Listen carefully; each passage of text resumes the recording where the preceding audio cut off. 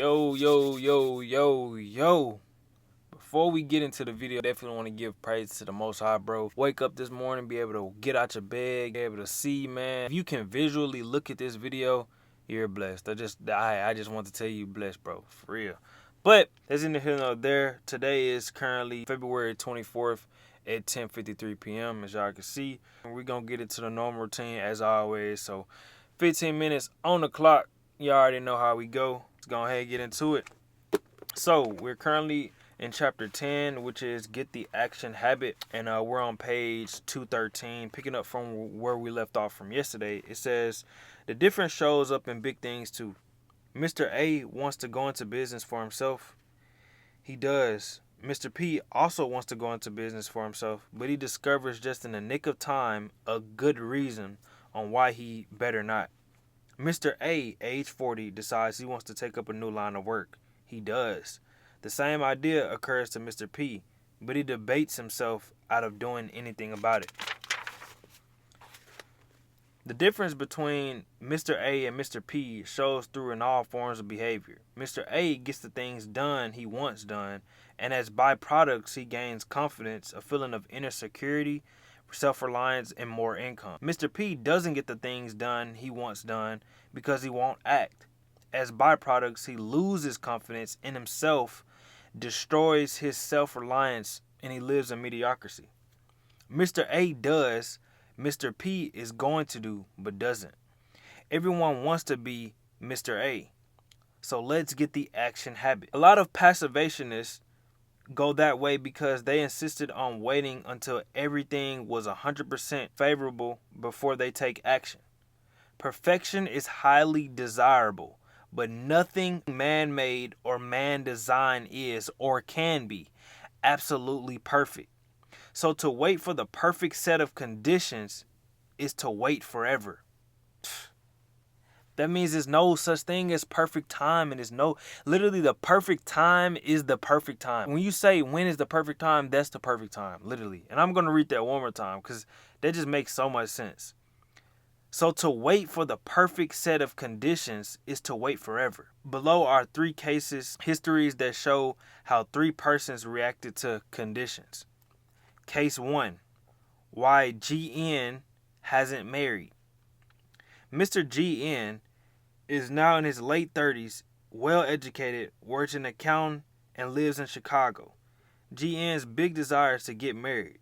He wants love, companionship, a home, children, the works. GN has been closer to his marriage once he was only one day away, but each time he had been near marriage, he discovered something wrong with the girl he's about to marry. Just in time, before I made an awful mistake. One instance stands out. 2 years ago, GN thought finally he had met the right girl. She was attractive, pleasant, intelligent, but GN had to be absolutely sure that the marriage was the right thing. As they were discussing marriage plans one evening, the future Mrs. GN made a few remarks that bothered GN. So to make certain he was marrying the right girl, GN drew up a 4-page document of stipulations she was to agree to before they got married. The document, neatly typed and looked very legal, covered every segment of living GN could think of. There was one section on religion, what church they will go to, how often they would attend, how much they would donate. Another section covered children, how many and when. In detail, GN outlined the kind of friends they would have, his future wives' employment status, where they would live, where their income would be spent on. To finish the document, GN devoted half a page to listing specific habits that the girl must break or must acquire. This covers such habits as smoking, drinking, makeup, entertainment, and so on. When GN's prospective bride reviewed his ultimatum, she did what you would expect. She sent it back with a note saying, the usual marriage clause, for better or for worse, is good enough for everyone else, and it should be good enough for me. The whole thing is off. And GN was relating his experience to me. He said worriedly, now what was so wrong in writing out this agreement? After all, marriage is a big step. You can't be too careful. But GN was wrong. You can be too careful. too cautious, not only in planning a marriage, but in planning anything in the world where things get done. The standards can be too high. GN's approach to marriage was very much like his approach to his work, his savings, his friendship, and everything else. The test of a successful person is not an ability to eliminate all the problems before they arise, but to meet and work out all difficulties when they do arise. We must be willing to make an intelligent compromise with perfection lest, never heard that word before, lest. What is lest? This is what I'm saying, guys. Like, when you're reading and then you're trying to look up words, it's some words that you're never gonna know. Like, literally, this is life, you know. Lest means to fear, to negatively introduce a clause. Okay. So it says we must be willing to make an intelligent compromise with perfection lest we wait forever before taking action. It's still good advice to cross bridges as we come to them. Case number 2, why JM lives in a new home. In every big decision, the mind battles with itself, to act or not to act, to do or not to do. Here's how one young fellow elected to act and reaped his big reward. JM's situation is similar to that of a million other young men. He is in his late 20s, he has a wife and a child, and he still has only a modest income. Mr. and Mrs. JM lived in a small apartment. Both wanted a new home. They wanted the advantage of more space, cleaner surroundings, a place for their youngster to play, and a chance to build up equity in their own property. But there was one hitch to buying a new home, the down payment. One day, JM was writing next month's rent check. He became very disgusted with himself. He observed that the rent payment was as much as monthly payments on a new home. JM called his wife and said, "How would you like to buy a new home next week?" "What's gotten into you?" she asked. "Why make jokes? You know we can't. We haven't even got the money for the down payment." But JM was determined. There are hundreds of thousands of couples like us who are going to buy a new home someday, but only half of them ever do. Something always comes up to stop them. We're going to buy a home. I don't know yet how we'll raise the down payment, but we will. Well, the next week they found a house they both liked. Quite unpretentious. I believe, forgot what that word is, unpretentious.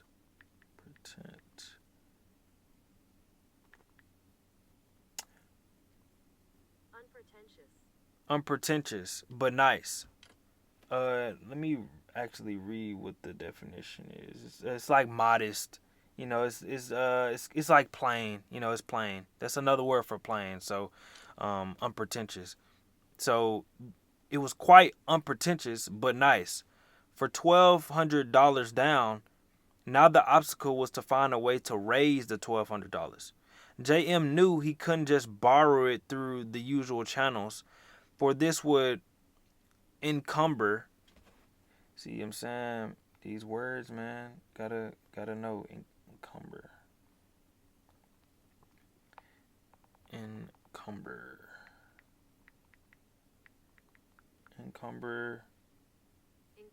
Encumber, and then encumber means to make someone or something hold or carry something heavy.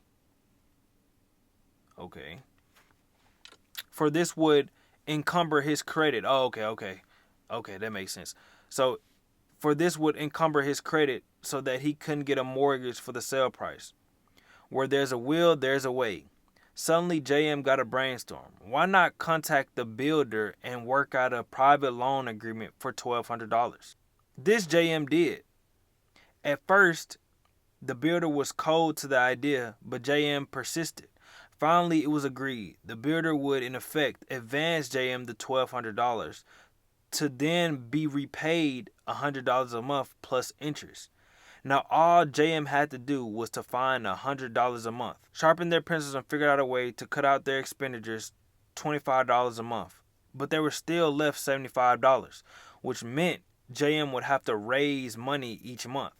Then JM got another idea. The next morning, he went in to see his boss. He explained to his employer what he was doing. His boss was glad to hear that JM was going to buy a new home.